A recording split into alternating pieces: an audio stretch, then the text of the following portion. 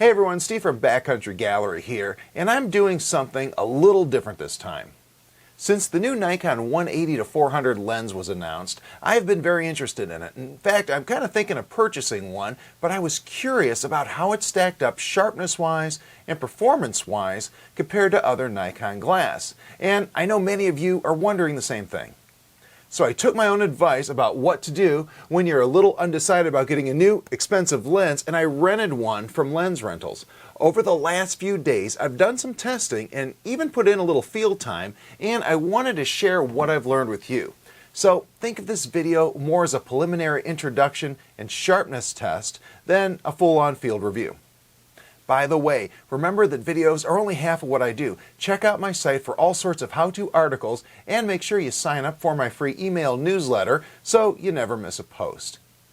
Let's go ahead and jump in. Lens build. First, let's talk about the lens itself.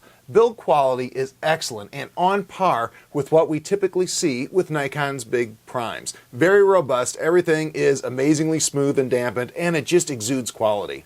Now, I know there are a lot of people comparing this to the 200-500 or the 80-400, and this new lens is really in another league for build quality. I mean, really, it's not even close. Not only is it far more rugged, it's also weather sealed. On top of this, it features an internal zoom, which is way better for balancing on a tripod than zooming by extending the length of the lens the way the 200-500 and 80-400 do. Also of note is that the zoom ring itself only requires a short twist to go the entire range, unlike the 200-500 that needs a few large turns to get through its range.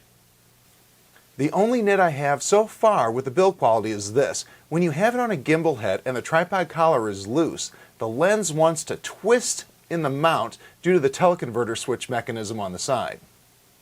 The 180-400 also includes programmable function buttons along the barrel, and you can assign those buttons to any number of duties depending on your shooting style. I personally always use these for preset focus distance and have found that feature invaluable when my subjects are staying at more or less a consistent distance, but the conditions cause the AF to hunt a little. Speaking of AF, let's talk speed. This lens is within spitting distance of the big primes for AF speed. I did a few quick comparisons using my phone to give you an idea. Let's take a look. First, here's the AF speed when focusing from about 10 feet away to infinity with the 180-500. Now the 200-500. Quite a difference. I also tested it against my 600 f4e. First, once again, the 180-400. Now the 600E. Pretty close if you ask me. By the way, if you wish to AF fine-tune this lens, you actually need to do it twice. Once with the lens and the teleconverter disengaged, and again with the teleconverter active. It views the lens and lens plus teleconverter as two different optics. Also, as a side note, this lens has an incredible minimum focus distance of just 2 meters, making it great for photographing small critters. That's a little closer than the 2.2 meters of the 200-500, but not quite the 1.75 meters of the 80-400 or the 1.4 meters you get with that 300 PF. It easily beats the 600 f4's distance of 4.4 meters though. So what about VR? In short, it's great. I had a little time in the field with it and I was blown away at how slow I could go. This image was handheld at 1/60th of a second at 400mm with VR active and is as tack sharp as I'd ever want. Also, the lens features both normal and sport VR mode. The biggest difference is that sport mode keeps the viewfinder more stable as you shoot, but may not be as effective as normal VR in some situations. Most of the time, I use sport mode. I find it makes it easier to keep the AF point where you want it on the subject. Sharpness testing and comparison. Next, let's take a look at sharpness and how it compares to other telephoto glass in the Nikon lineup. Then we'll talk about how it performs in the field.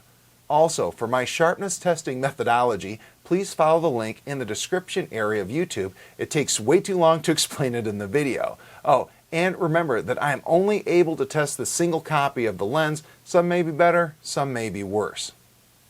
By the way, I tested wide open since that's how I think most people shoot these big primes. Besides, in my opinion, wide open is where the rubber meets the road with this kind of optic. The camera used for all the tests was a Nikon D850. let's jump to Lightroom and take a look at this by focal length. Okay, we're going to start at the bottom at 200 millimeter. In this comparison, we have the 180 to 400 versus the 200 to 500. I'm going to go ahead and zoom into the center of this map. I used a map I have of Yellowstone National Park. It has a lot of details. It's like a topo. It's one of those National Geographic ones. And you can see there's quite a bit of detail here for us to look at. Now, as you can see in the center, this is really close as far as sharpness goes. The 180 to 400s here on the left, and then the 200 to 500s on the right. As you can see, you get a little bit better contrast with the bigger, more expensive glass, but sharpness-wise, these are really close right here. But that's not where the story is. Watch what happens when we go towards one of the corners. I'm going to go ahead and just go a little ways here. Now, you can see the text here from the 180 to 400. It's pretty clear right here. This is very easy to read. If you notice here, though, we are starting to lose some of that acuity right here in the text. And if we go even further into the corner, you can see, like where it says insects here, that it's really getting blurry here with the 200 to 500. And if we go all the way to the corner, this is almost illegible over here, and you can still clearly read it with the 180 to 400. So that's where you're going to really see the difference with this lens. Not so much in exact center sharpness, but once you get to those corners. Now let's go ahead and see how it compares to the 80 to 400. I'm going to click that one. There we go. Now we have the 180 to 400 on the left and the 80 to 400 on the right. And if we zoom in at 200 millimeter, you can see, again, pretty close. I would still give an edge to the 180 to 400, but it's almost close enough not to care. And I think it's more because it has a little bit nicer contrast than the sharpness. But again, as we start heading off towards those corners, you can see we're again losing acuity when we look at even this right here. Like long day hikes and overnight trips, you can see that's kind of blurry over here, and it's still really sharp there. Get towards that corner, and again, it's not as bad as the 200 to 500 was, but it's not even in the ballpark of what the 80 to 400 can do. And again, when we're looking at these really aren't too far off center where we start seeing this break down with both of those other lenses. Let's go ahead and take a look at 300 millimeter next. Okay, next we have 300 millimeter. We got actually 310. I accidentally did 310 instead of 300 on the 200 to 500, but let's take a quick look. We're going to zoom in towards the center, and once again, sharpness-wise, it's pretty close. In fact, 300 millimeter is kind of the sweet spot for the 200 to 500, and as you can see, it's really neck and neck. As we go up towards that corner again, you can see we're softening up a little bit here, but it's pretty close. It's closer than it was before. The 200 to 500 is actually competing pretty well against the 180 to 400 at this focal length. And even if we go all the way to the corner, you can see it's a little bit darker. That's one thing I've noticed. The 180 to 400 does tend to vignette more than a lot of other lenses, including the 200 to 500. Just a side note there. But, you know, they are really neck and neck as far as sharpness goes here. So at 300 millimeter, it's pretty much a wash, but that's about the only place you see that with these two optics. And keeping in mind the 180 to 400 is an f4 versus the 5.6 of the 200 to 500. Let's look at another comparison. Okay, this time around I wanted to compare the 300 PF against the 180 to 400 at 300 millimeter. So let's go ahead and zoom towards the center here and we'll take a look. As you can see, they are neck and neck, and if anything, I'd almost give a little edge to the 300 PF, but it's close enough not to care. Let's go ahead and check out that corner we've been looking at. And as you can see, something different's happening this time. Instead of the 180 to 400 maintaining an advantage here, it's starting to lose out to the prime lens. Now the 300 PF is a really good lens. It's not the cheapest lens in the world. It's not the most expensive, but as a prime lens, it does hold its sharpness better towards the edges and corners. And you can see that here. So that's that comparison. Let's move on. Next, let's check out some 400 millimeter focal lengths. We're going to actually start with the 180 to 400 versus the 300 PF with the 1.4 TC3 teleconverter. So let's go ahead and zoom into the center again, and no surprise here, they look about the same. If anything, I think the 180 to 400 might have its advantage back here, just by a touch. Let's go ahead and go towards those corners.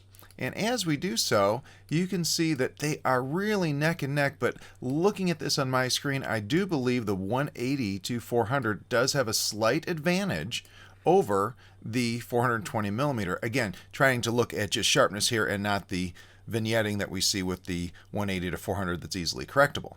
So once you put a teleconverter on the 300 PF, it does hold its own pretty well, but it's not quite, it's within a hair, but not quite the same as the 180 to 400 at 400 millimeter. Let's take a look at another 400 millimeter comparison. Okay, this time we have the 180 to 400 against the 200 to 500. Again, we'll zoom in towards the center, and pretty much the same story. We'll let that finish loading, but pretty much the same story. Both really good in the center. Head up towards those corners, and again, the same story. We're seeing that the 180 to 400 is just a little bit sharper than the 200 to 500, and the closer we go to those corners, the better the 180 to 400 is looking. So once again, please don't look at the brightness of it, look at the sharpness, but once again you can see that the 180 to 400 is definitely better as you get more towards those edges. And finally, to round out our 400mm round, we have the 80 to 400 against the 180 to 400. Let's zoom back in here. And as you can see, pretty much, again, same story, pretty close in the center, giving an edge to the 180 to 400. Going up towards these corners, though, the 180 to 400 is definitely holding its own. You look along this edge here, it's clearly sharper than the 80 to 400. Let's move on to 500mm. Next, we have the 180 to 400 with the teleconverter engaged, so we can be at 500mm, and that's at 5.6. That's why it's reporting a 250 to 550. I don't know why it doesn't say 560. I'm not in charge of that. Over here we have the 200 to 500 at 500mm, obviously no teleconverter. By the way, I actually had to move up a little bit, and I still didn't quite fill the whole frame to get a little bit closer to the map. The 200 to 500 does a little bit of focus breathing, so it's not a true 500, especially when it's close. As a matter of fact, it's not even a true 500 when it's at a distance. It's still more like a 470 or 480, but it definitely focus breathes a little bit more, and it's probably in around 450 or so at this range. So that's something maybe to consider when you're trying to make your decisions. But regardless, let's take a look at the sharpness, because that's what we're here for. And you can see over here, looks pretty good on both of these. They both look decent. Let's go ahead and head this way. But as you can see, as we get over here, they're closer than they've been. But even with the teleconverter engaged, that built-in teleconverter is really good. You can still see that this is a little bit sharper than this. As we get towards the corners, they get a little bit closer. I still think that the 180 to 500 does a little bit better all the way up till you really get in the corner, and then it's pretty much a tie. So let's go ahead and move on. Okay, so here's the last comparison. I have the 180 to 400. I have the teleconverter engaged, so I'm all the way out at 550, and I have that against my 600 f4. Let's go ahead and zoom in and take a look at the center areas here. And as you can see, pretty close. If I had to give a nod, it would go towards the 600, looking here on my screen in Lightroom. Let's go ahead up towards these corners here, and as you can see, the 600mm is easily besting the 550mm lens over here, the 180 to 400 with the teleconverter engaged. Again, we're putting a prime, a really, really good prime up against a zoom, and there's just, even as expensive as that zoom is, there's just no way that it's going to be able to compete. And if you look here in the corner, I mean, this is almost getting to the point of being ridiculously blurry, and this is still completely acceptable. So there we go. There's all of your sharpness comparisons. And by the way, if you would like to take a closer look at these, I have center portions and these corner portions available for view on my website if you want to take a look. I'll put a card up here in the YouTube video so you can head on over there and examine these more closely if you like. Finally, let's talk field time. Again, this is not a full field report, so my opinion here may change. But here's what I think so far after using the rental a couple of times. If I had to describe using this lens in the field with just one word, that word would have to be versatility. The zoom itself is incredibly versatile, and I actually had to keep reminding myself that I could zoom. Too many years with primes, I guess. Add that built-in teleconverter to the mix, and I can say that without a doubt, this is by far the most versatile lens I've ever used for wildlife photography. I can't overstate how handy this lens is. I also like that it's an f4 lens. I know there are many people who just breeze past this fact, but it's a big deal, at least to me. I like to keep my ISO as low as possible, and using f4 instead of 5.6 makes that happen. In addition, I'm a fan of nice soft backgrounds, and the faster the lens, the easier that is to achieve, everything else being equal. In fact, crushing busy backgrounds is my primary reason for buying fast glass. Now the lens is heavy, and I would plan on using it with a tripod or monopod most of the time, but it is hand-holdable when necessary. Now that said, it's still more manageable than my 600 f4e though. I also love how it holds sharpness across the frame compared to other Nikon long zooms. When doing vertical shots, the eyes tend to land right in that spot where the other zooms are starting to soften up, but this lens keeps them sharp. It's also handy for those times you're doing action and maybe that subject ends up a little more off-center than you planned. By the way, the old 200-400 was criticized for poor performance at a distance, and when I had a 200-400, I experienced that as well. I took some long-distance shots with this lens of a Swan, and I can safely say the distance is not an issue for the 180-400. Finally, the AF is the real winner here, at least for me. I often shoot small birds or animals at very close range and find the 200-500 struggles to get them focused quickly enough. I can't tell you the number of warbler shots I've missed because that lens just couldn't quite get focused in the time required. When doing a few small birds with this lens, I was delighted to see how easily it locked on and how well it kept up. The AF speed is also a factor when they are quickly turning their heads and bobbing around, and you need to keep that AF on them as you try to maintain focus on the eye. To me, this is one of the biggest benefits to this new lens. My keeper rate with small birds was noticeably better than with the other zooms. Recommendations. Now, I hesitate to give recommendations without really having used the lens all that much, but there are a couple points worth considering.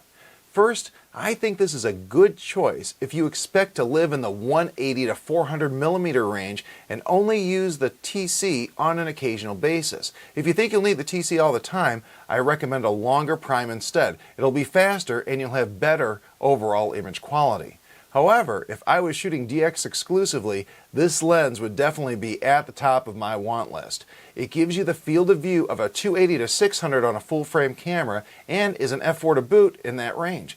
Plus, what little sharpness fall off this lens sees is well outside the DX image circle. Second, I think this is an excellent choice if versatility is paramount. Sure, it's not quite up to the optical quality of a prime as you head towards the sides of the frame, but across the board sharpness isn't everything either. So, if you're dropping that kind of cash, I think you really have to take an honest look at versatility against absolute image quality. The thing is, if a prime lens isn't versatile enough to allow you to get the shots you want, then it doesn't matter how good it is. In fact, that's the main reason I'm probably going to wind up adding this lens to my bag. Plus, this lens is so close in quality to the big primes that I sincerely believe only pixel-peeping photographers would really be able to tell the difference.